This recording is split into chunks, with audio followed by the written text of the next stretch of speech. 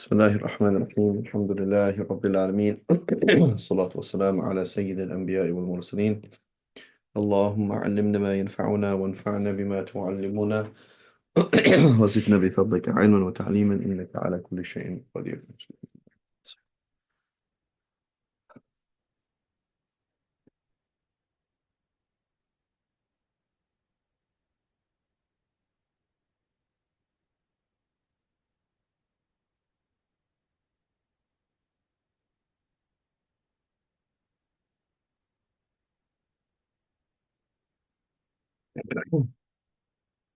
Okay, so it says Babu Bay'ul Khadimi min al-A'rab. Had I think we're there, right? Uh,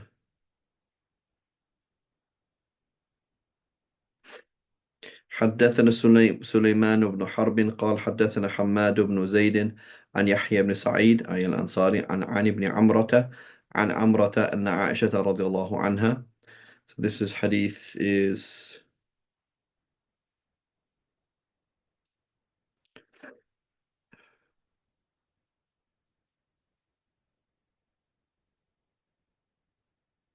looks very صحيح الله أعلم.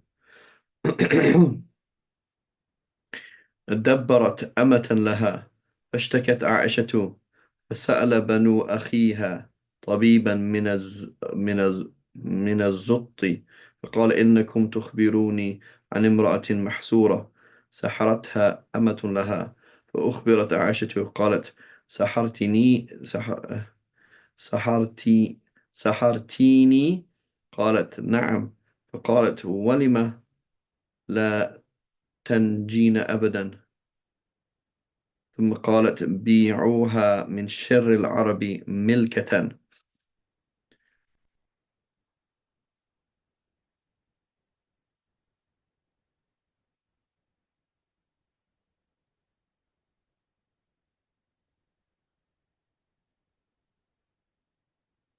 I believe the word is malakatan. That's what I found last week, not milkatan. يروى من شر العرب ملكة. الله أعلم. ملكة. الله أعلم. Go ahead. Go ahead, Mustafa. 162. 162. Yes. Umrah reported that Aisha had made one of her slave girls a mudabar, one who would be set free after death. Then Aisha became ill and her nephews consulted a gypsy doctor. He said, "You're asking me for information about a bewitched woman. A slave girl of hers has bewitched her." Aisha was told and asked the girl, "Have you put a spell on me?" "Yes," she replied. "Why?" she asked. "Because you will never free me," she answered. Then Aisha said, "Sell her to the worst masters among the Arabs." Right. So what is it? The point of it is that this is what she did. That's the point. The point is that she kind of took vengeance on the slave girl that bewitched her by selling her to the worst possible uh, of the Arabs. Right? So here the title is Min al-A'rab. So there's two differences. Imagine I'm going to sell a slave to somebody who I know or I strongly suspect will abuse them. Is that halal? No. Right? As opposed to you're going to live in the desert, Habibi. You're going to live in an extremely difficult life. Like, oh my God. So it's not haram. They're not going to do anything haram to her, but she's going to be working for in a place where it's super hard and doing really hard work in a really hard place. Right? So make life harder for her, basically. That's the point there. As opposed to knowing that you can't sell a slave to somebody knowing that they can do something haram to her. You can't do that. So what is mudabbar? Mudabbar is you are free when I die. باب العفو عن الخادم concerning forgiving a slave.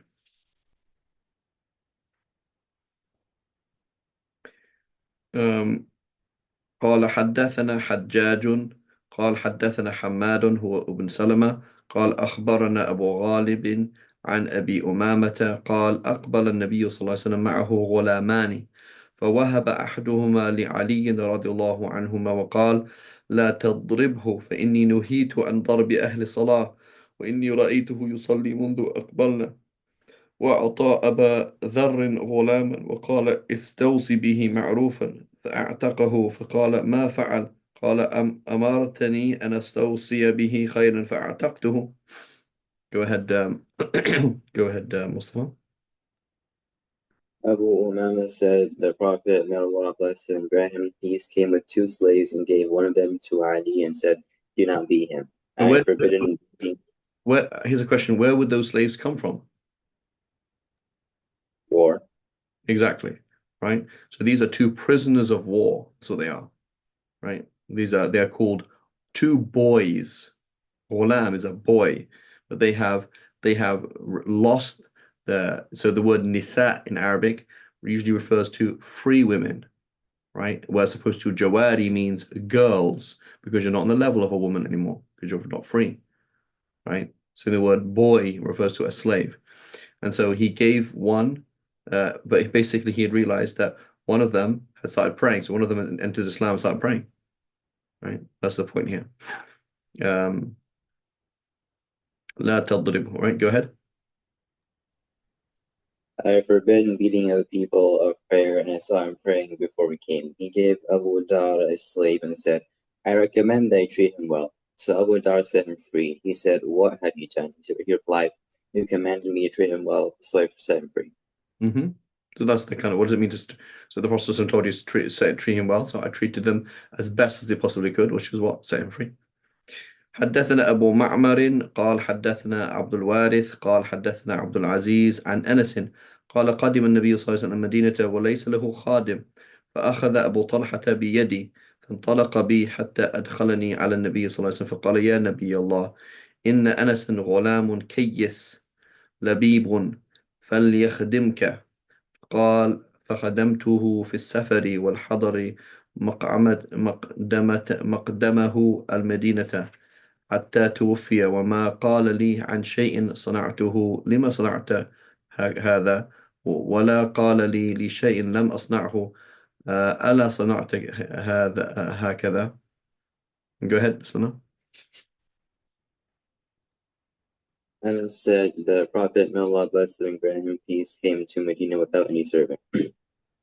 Abu Talha took my hand and brought me to the Prophet. Why would you need a servant? Was that common back then? It's common. Why would it be common back then? So if you don't have Okay, then.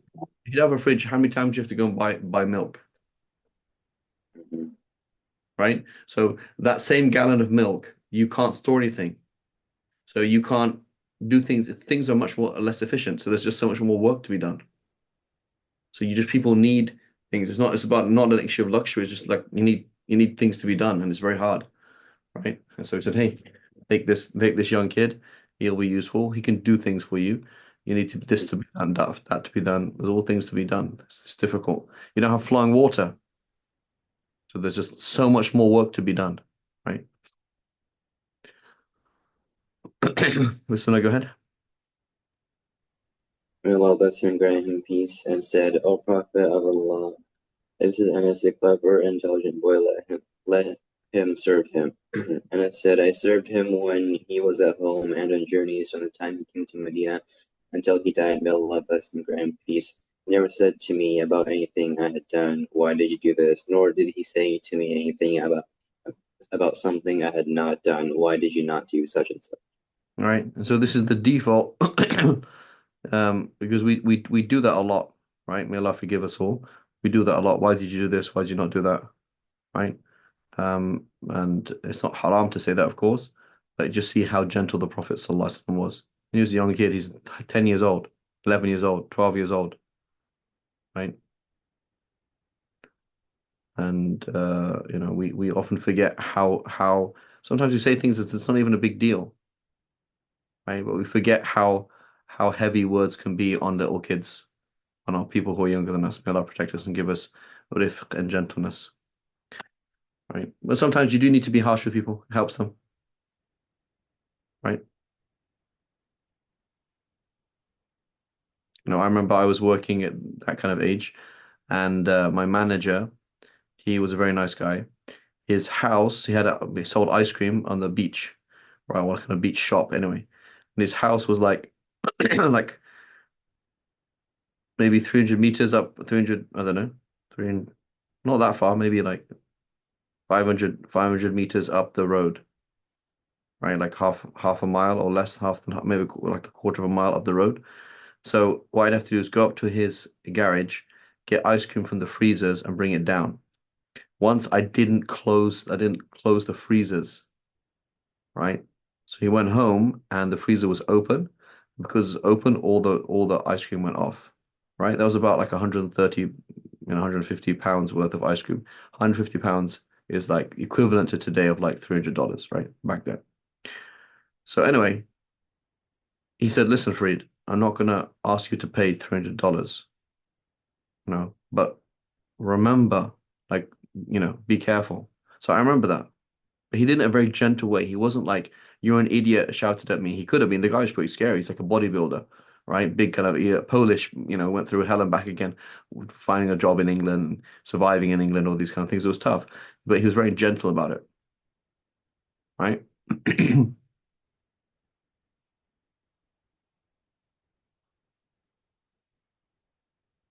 Right, very gentle about it. Another time he taught me a very important lesson. My aunt was visiting, and there was a campsite. My job was to clean the toilets in the campsite. And so uh, he usually did not check. Okay. And so that day I was working somewhere else, and my brother said, "Listen, Freed, Auntie Penny, and Uncle Paul, they're gonna take us somewhere. So we need to leave like ASAP. You can't, So I said, "Well, I can't because I finished work and then I have to go clean the toilets." He says, "Okay, I'll do it for you." Right? So this guy is employing me to do something, and he's trained me how to do it. He is not employing my brother to do it. But I said, "Oh, it doesn't matter. I'll just get my brother to do it anyway." So my brother does it in my place. Okay, and he doesn't do a perfect job. And it just so happens that the manager comes and checks. He's like, "Fareed, like I checked, you didn't do it properly." And I said, "Ah, but my brother said that's fine. Your brother, I did not ask your brother to, I asked you to do it." Right? And that sat on me to today. It's a very important lesson. But again, did he do it in a berating, horrible, nasty way? No. He did it in an educational way. Right? Fareed, this is an amana. This is a trust. I ask you to do it, and you didn't do it. Right? Um, I used to wash up in his house as well.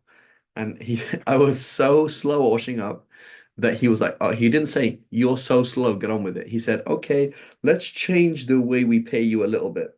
He started paying me per spoon and per fork and per knife because he didn't say, "You're really slow, get on with it." Right? He said, "Let's change the way we pay you because it's just too slow." Right? The best job I ever did for him, this is quite funny. The best job I ever did for him was in this campsite. It was in the maybe November or October, and there was nobody there, right? West Wales is cold, windy, and nobody's camping. But he has a mole infestation. So the job I did for him was to open up the molehills and put garlic in the molehills and get rid of all the moles, and it worked, right? So these are things that you learn, right? Funny things you learn, but there's certain times where being told off is good, right? But generally speaking, especially to a little kid, it's just not useful. Like he's gonna make 50,000 mistakes. It's okay. We'll do this next time. It's okay. We'll do this next time, right? And it's hard. One of the hard things is with little kids is little kids can't express themselves so well. So it's easy with dealing with teenagers because at least they can complain like, "Dad, stop telling me off," right? At least they can express themselves. Or an expressive kid. But the really scary thing is with little kids or people who are not expressive, and you're actually harming them and really like scarring them on a daily basis by being harsh with them and they don't say anything. That's a very scary situation to be in, right? It's a very scary situation to be in. May Allah protect us. Okay.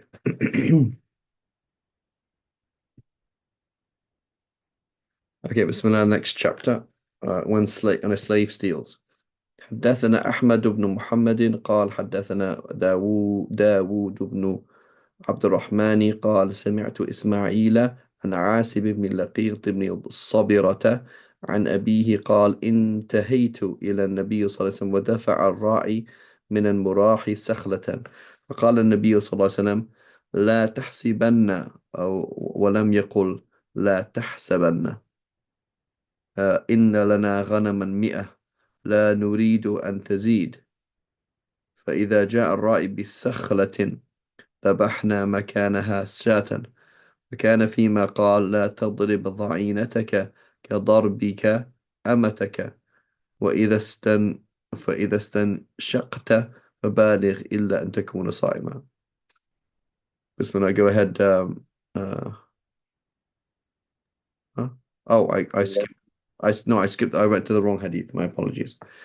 حدثنا مسدد قال حدثنا أبو عوانة عن عمر بن أبي سلمة عن أبيه عن أبي هريرة قال قال رسول الله صلى الله عليه وسلم إذا سرق المملوك بعه ولو بنش قال أبو عبد الله النش 20 والنواة 5 والأوقية 40. Go ahead, Bismillah.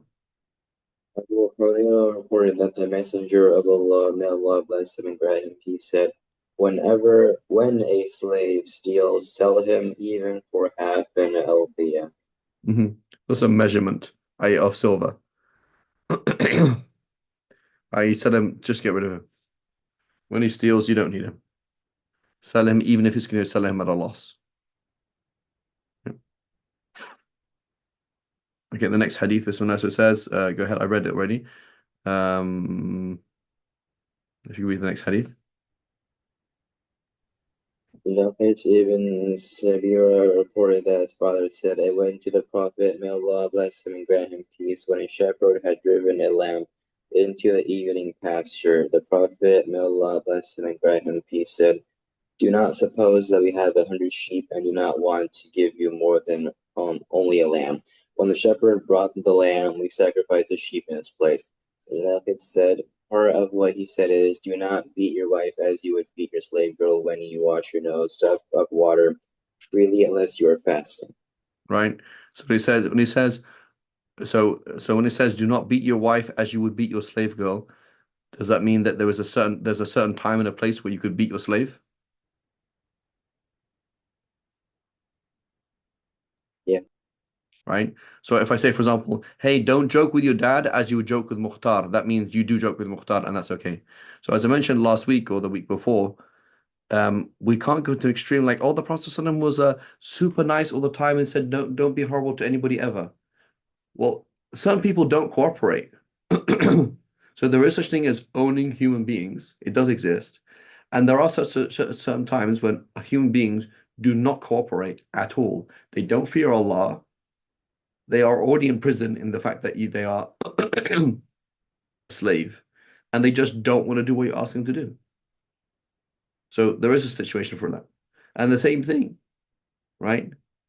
So when I say, for example, don't joke with your dad in the way you joke with Mukhtar, that means you can joke with your dad, but just not in the same way. So then there is a situation as well to beat your wife, right? So as the ulama, they say it cannot be the face, it cannot be harsh that hurts her, it cannot be leave a mark. But there could be a situation, for example, that what we'd see it in the West as unacceptable, or it's like totally fine. There could be a scenario of like, yeah, that's actually fine, right?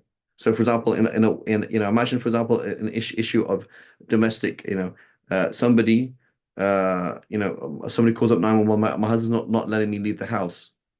So yeah, I'm not letting her leave the house. I don't have to let her leave the house. As long as she's not being harmed. She's like, I'm getting out of here. I'm leaving. I said, no, I'm not going to let you leave the house.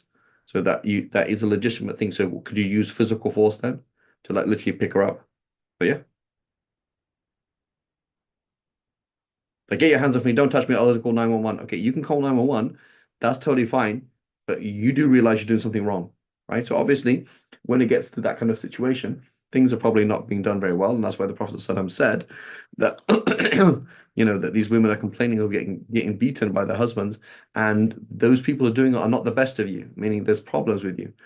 but there is a place for it, right? We're not going to say often what we find in the deen, what we find in modern apologetic, what's the word?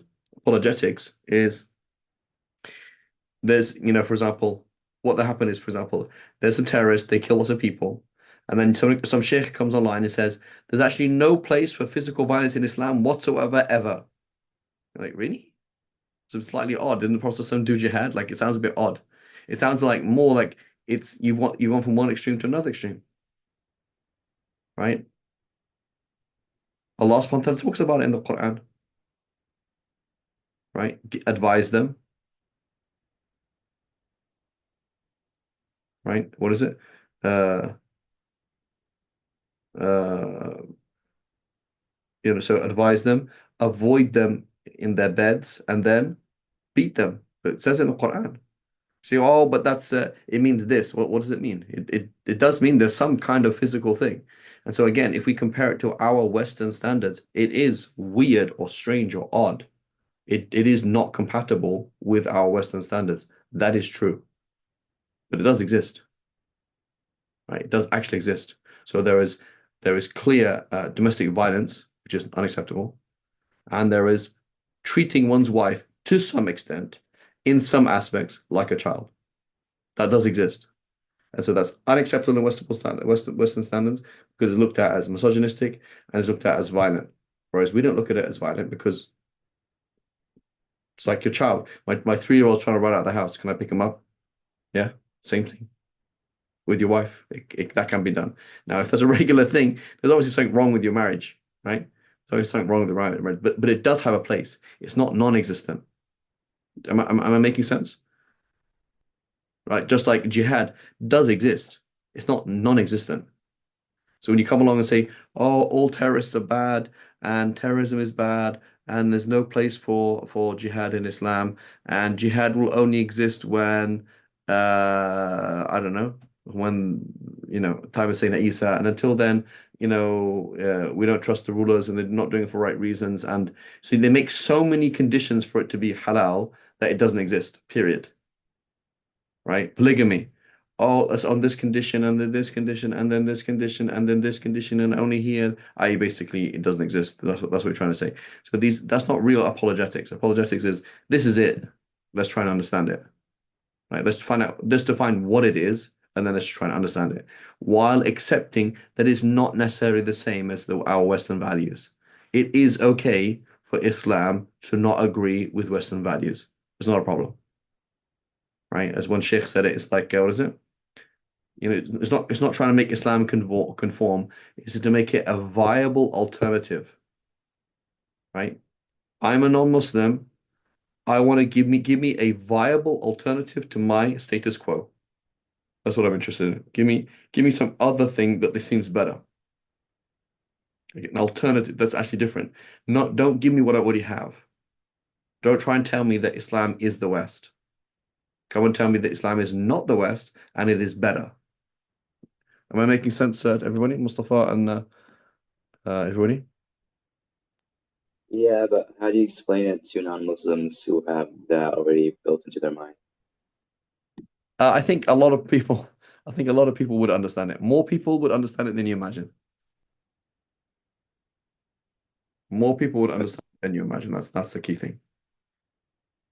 It's a bit like the whole Trump. Like, why did everybody vote for Trump? It's like more people are ticked off with this whole LGBTQ plus people than you, LGBTQ plus than you'd imagine, right? And the same thing, this whole thing, right? That like, hang on a minute. I remember I got an advert, right? This was on Skype. I don't know if anybody uses Skype anymore. I got an advert on Skype. I don't know if that even they have adverts. This is an advert about 15 years ago. Okay, Mustafa. Okay, and the advert said the following: Are you fed up with your Western wife? And it was an advertisement to basically marry a Russian woman, right? So the fact that there is a generic advertisement against against Western women, that Western men are sick and tired of Western women, and they don't like this thing about oh, we're on the same page, we're on the same level, and they actually want female women or women or women who are somewhat submissive, right? That's a whole theme, right? That's a whole theme of submissive women, and so so there's more people that would identify with this than not. Again, what's it called? Who is it? Um, Tate, right? Andrew Tate, right? A lot of people identify with it. A lot of people don't identify with it because maybe initially it was very aggressive or this or that or whatever how it was phrased. But there are certain things like, yeah, this is just stupid, right? And a lot of women identify with it as well. Yeah, they do see there's a place for this or place for that. So, so very immature people, yes. Very, very Western people, leftist people, yeah, it's hard. But you do have to define what it is, I suppose, what it isn't. So, can you can you beat your wife up? No. Could you use physical means to control your wife? Yes, you can. They were like, you can't do that. That's wrong. So I think you can, right? And could she be minorly hurt in the process? Yeah, right. So some people were like, that's crazy. But I think there's more people than you'd imagine would identify with it there are more people than you'd imagine would identify with it. That's the thing. Does that make sense, Mustafa? Yeah.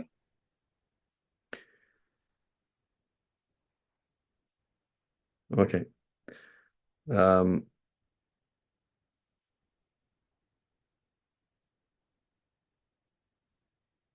I remember seeing this in a John Wayne film.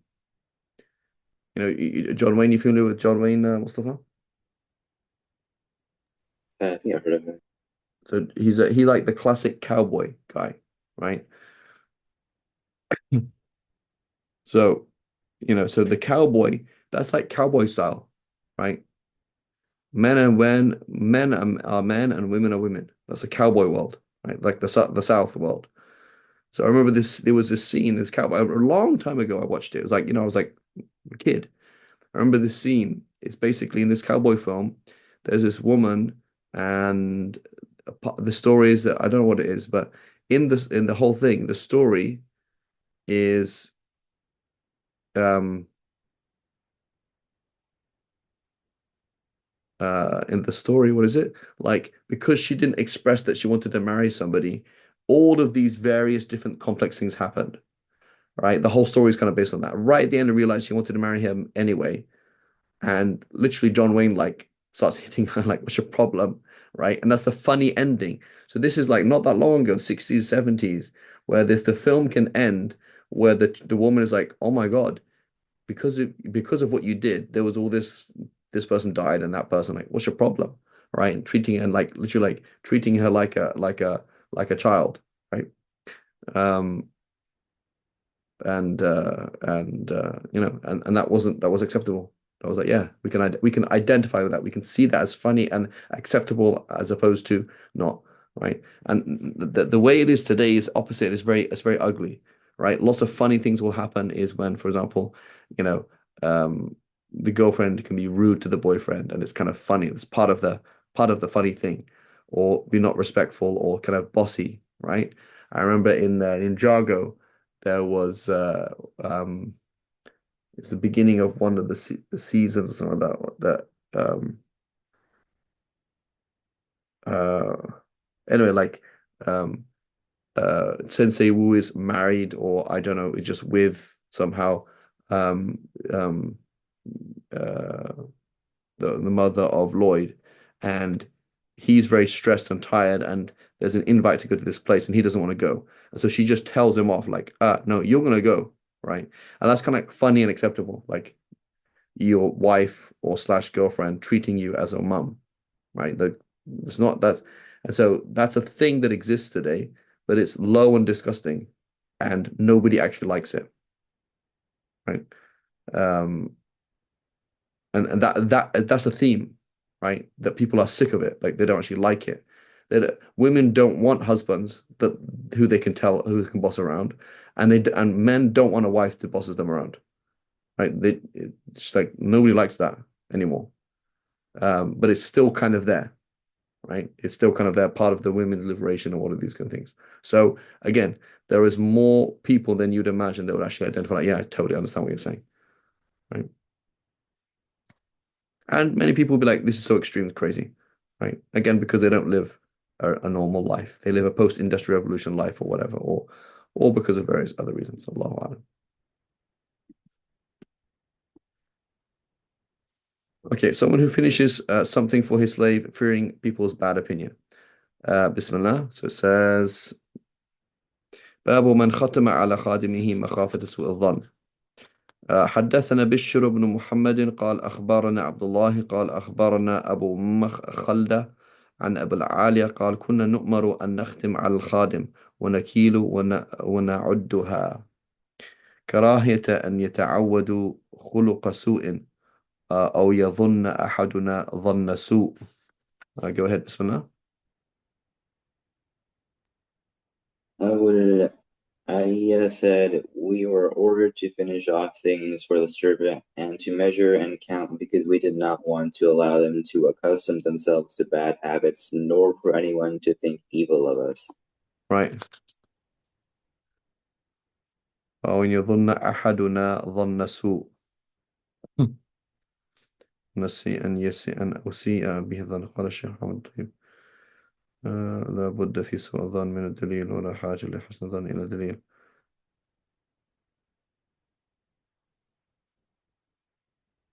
To have a bad opinion of him, not of us, of him, right?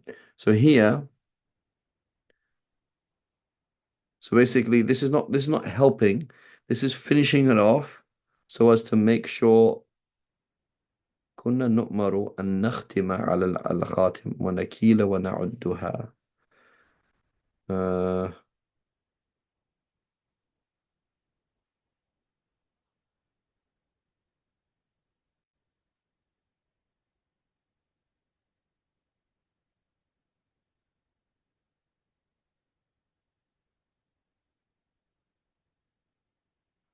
yeah, so so basically, um, avoiding bad opinion by basically observing what they're doing properly. That's what it seems to be. Allahu A'lam. So making sure that nothing happens that's untoward, making sure the done's job is done properly for ourselves and other people, so as to avoid bad opinion. Right. So mentions the commentator as well mentions that Abu Hurairah would do that. That when his when his slave would come back from the market, he would count the things that he brought. But at the same time, he would be nice to him. So like, why are you nice to him, but yet you kind of don't trust him? So yeah, I don't. It's not that I don't trust him. It's that I want to make sure that I don't have bad opinion later on. Right. So for example, being particular with money and saving receipts is a good way to avoid bad opinion because money is complex. It's hard to kind of count everything. So I'm not saying that I don't trust anybody, but I think we should all keep our receipts and show it to us so that nobody thinks that somebody didn't pay for something, right? So that's a good way of doing that, protecting people from those things. Wallahu a'lam. باب من عد على خادمه مخافة الظن. قال حدثنا أبو نعيم قال حدثنا إسرائيل عن أبي إسحاق عن حارث بن مضرب عن سلمان قال إني لأعد الأوراق على خادمي مخافة الظن. Go ahead. Salman said, "I count the soup bones for my slave, fearing people's opinion." Hmm. So that's the wrong translation, not fearing people's opinion, fearing having a bad opinion of him. So making sure that he knows that I know what he's doing, so he doesn't do anything bad, and also that I don't have a bad opinion of him. Right. So this is a good thing to do at work, right? Right. Making sure things are clear. Right. So I don't care what you think about me, but I do want to save you from having a bad opinion of me. And I do want to make sure the process is done properly. So I'm going to show you all my receipts and everything that's happened and show you things, this and this and this.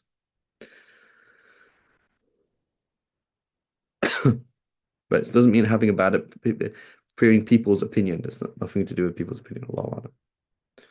Okay, so here Mustafa he mentions 168 and then 169. Why would you quote the same hadith twice? To so called increase the reliability of that. Hmm. So here it goes Israel from Abu Ishaq as-Sabi'i, and the second one goes so and so from Shu'bah from Abu Ishaq as-Sabi'i. So basically, what he's done is between there was two people. There was the chain was one, two, three, four, five, right? So with each person, there's a possibility of error. When he finds corroborating evidence that skips two, so now there's just one, two people that could have made an error, right? So now the possibility of error is less, right? So it's called a sanad. طلبا لعلو السند. He's trying to find a high chain, a chain of transmission that will meet at a higher point. Like Ibn Hajar al-Asqalani does this in his Nata'ij al-Afkar. So Imam Nawawi has a book, Kitab al-Afkar, and Ibn Hajar al-Asqalani, well, what he'll do is he'll take that same hadith that Imam Nawawi quotes, but quote it with a chain that meets higher up. So he's trying to sometimes just defend on. It's just kind of like being cool and doing cool hadith stuff. Sometimes it just shows, the strength of the hadith.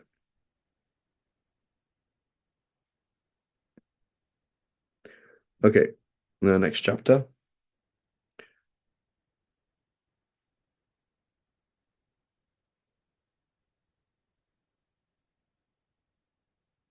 Ah, Bab Adab al-Khadim.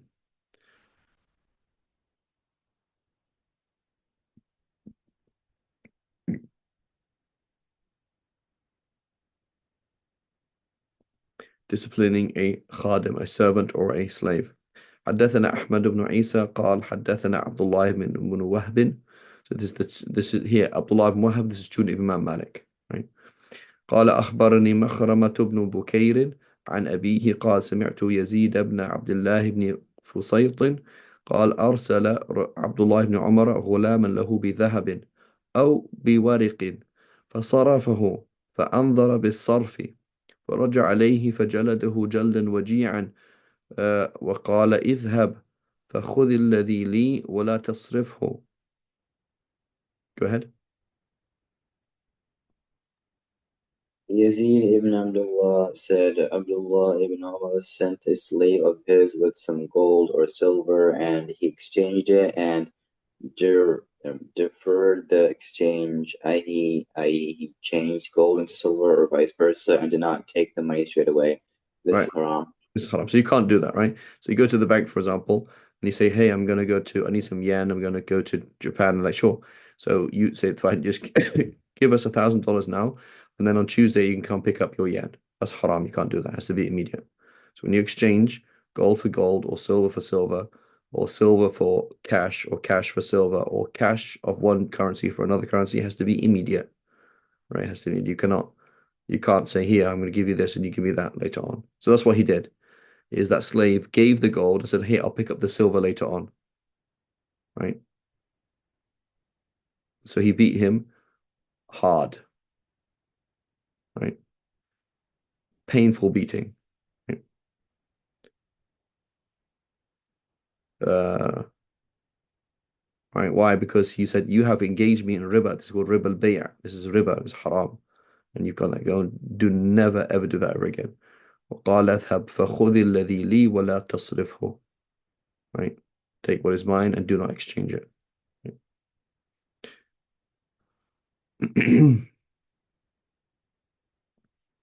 next hadith حدثنا محمد بن سلام قال أخبرنا أبو معاوية عن الأعمش عن إبراهيم التيمي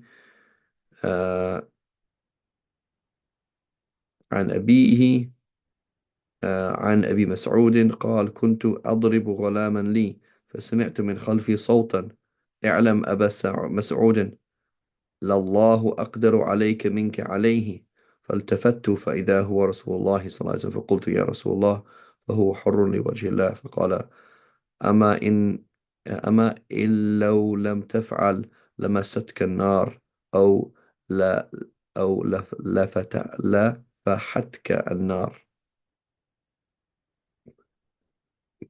So now go ahead.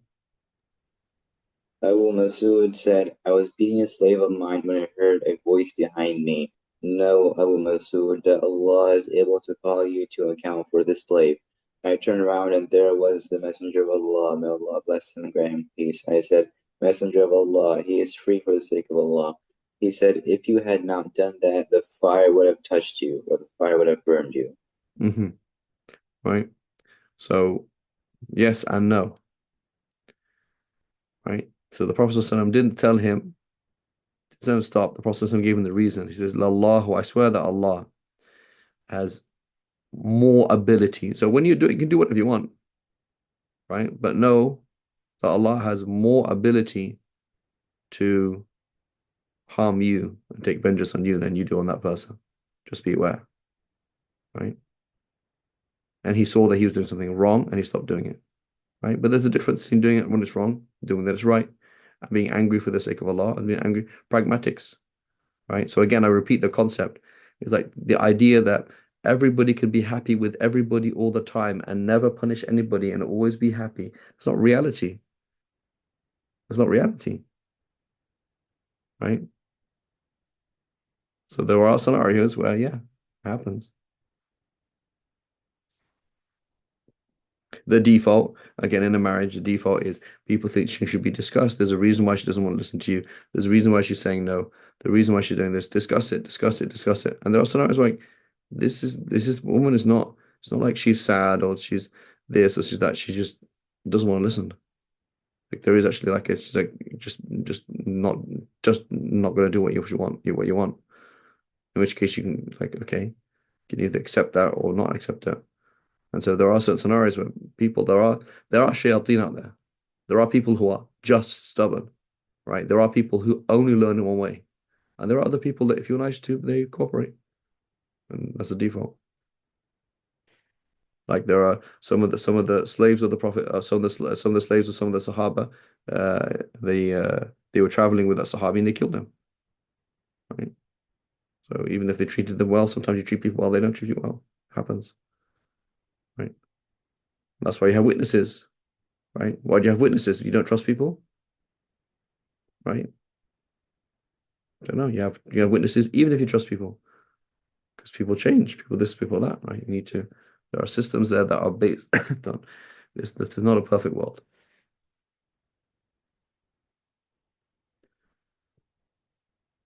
Okay, avoid striking the face. No, we skip that one. Yeah.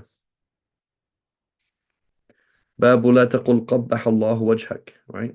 This is also the Prophet ﷺ said. Uh, the Prophet ﷺ told us about the haqq of a man over his wife.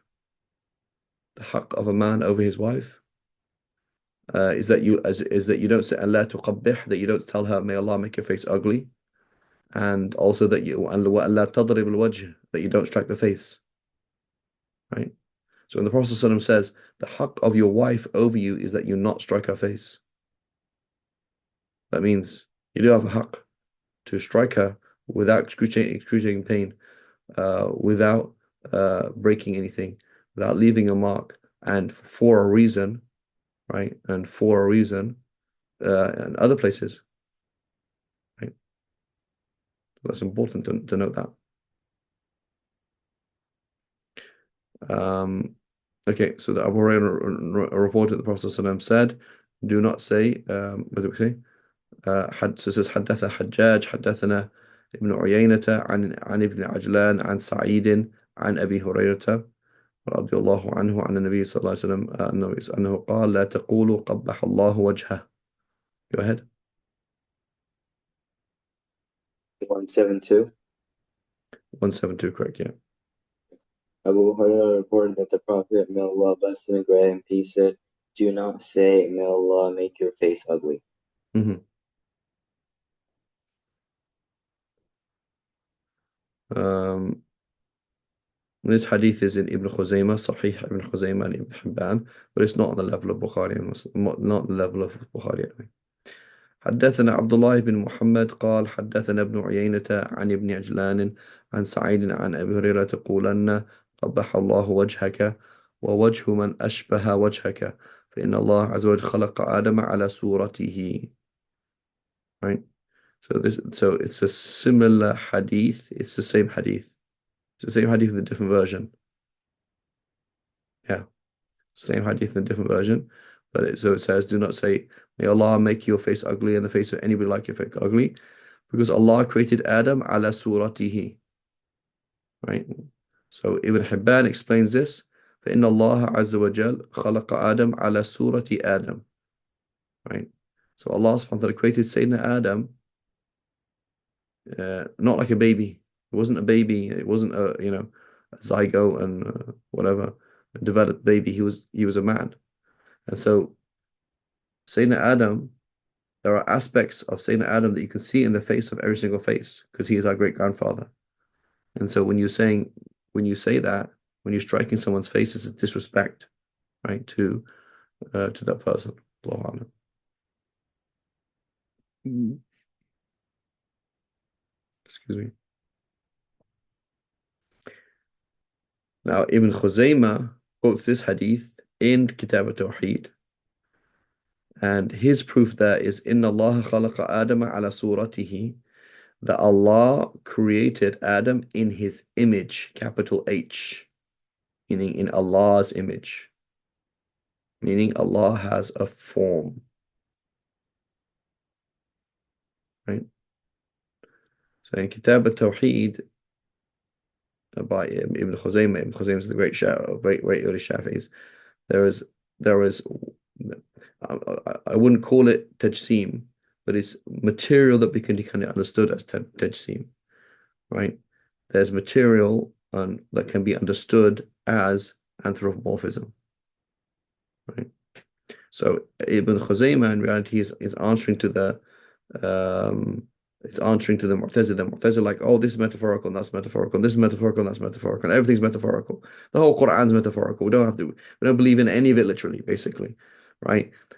Predestination, that's metaphorical, and punishment in the grave is metaphorical, and magic is metaphorical. Everything's metaphorical. So they're called the Mu'attila because they make the Quran kind of pointless in that everything's metaphorical, right? But then you get a reaction to that, which is tajseem, which is everything in the Quran is literal. So Allah has a face, Allah has a hand, Allah has a foot, Allah has a this. Therefore, Allah's like us. And that's why a hadith like this will be quoted saying, don't strike people in the face because Allah created Adam on Allah's form. Like Allah has a form like us, right? Which is tajseem, right? So we say that the safest way is Allah subhanahu wa ta'ala has said, He's used the word hand referring to himself, and we say Allah does not have body parts, Allah is not in space and time, and Allah knows better what he means by hand. Allah does not have body parts, Allah is not in space, Allah is not in time, and Allah knows best what he means by face, right? Etc. So anything that gives a sense that Allah is like us, we say Allahu Alam, Allah knows best what it means, but Allah is not like us, He's not in space, He's not in time.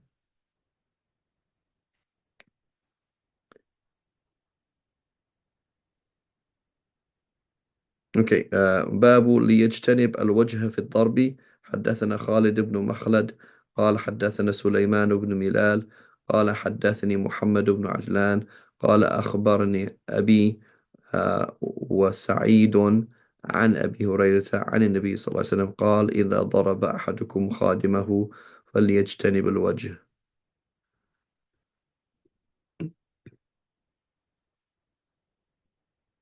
Says, go ahead. 173. So 174. Abu Hurairah reported that the Prophet, may Allah bless him and grant peace, said, when one of you strikes his servant, let him avoid his face. Right.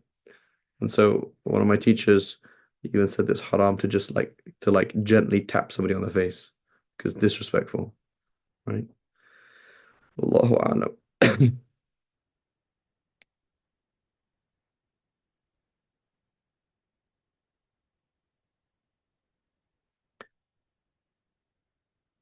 حدثنا خالد حدثنا سفيان عن أبي الزبير عن مكي عن جابر قال مر على النبي صلى الله عليه وسلم بدابة قد وسم يدخن من خراه قال النبي صلى الله عليه وسلم لعن الله من فعل هذا لا يسمن أحد الوجه ولا يضربنه. So the hadith is in Sahih Muslim. It's not on the level of Tirmidhi. On the level of Bukhari. Go ahead. Jabir said the Prophet, may Allah bless him and grant him peace, passed by an animal which had been branded and its nostrils were smoking. The Prophet, may Allah bless him and grant him peace, said, Allah curses any person who does this. No one should mark the face or strike it. Right.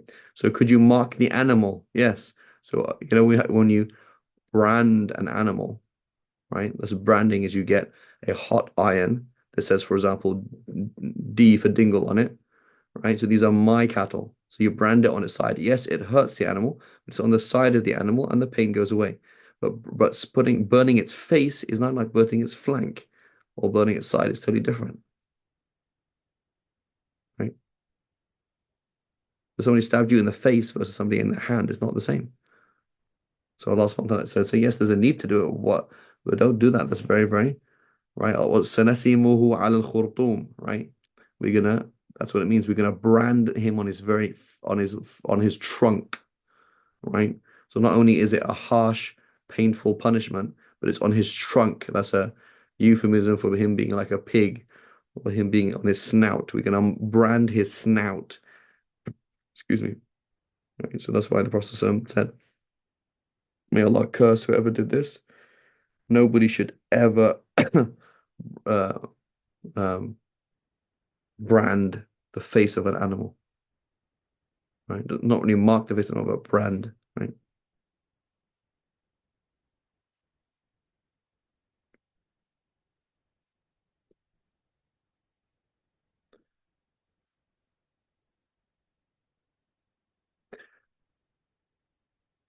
Okay.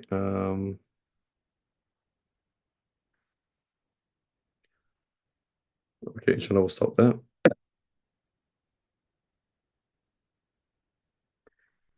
So a number of people asked on the group.